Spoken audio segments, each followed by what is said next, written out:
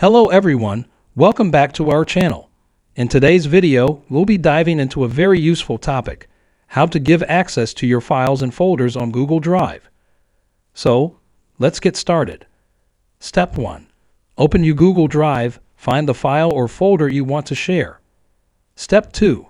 Hover your mouse over the file or folder you want to share, then right-click on it. A context menu will appear. Step 3.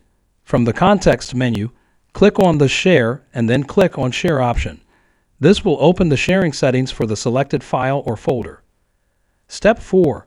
In the sharing settings, you'll see a field where you can enter email addresses. Type in the email addresses of the people you want to share the file or folder with. You can type message for him.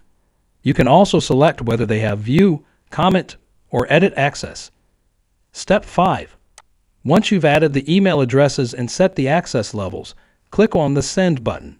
This will send invitations to the specified recipients. Step 6. The recipients will receive email notifications with a link to the shared file or folder. And there you have it. Congratulations, you have successfully learned how to give access on Google Drive.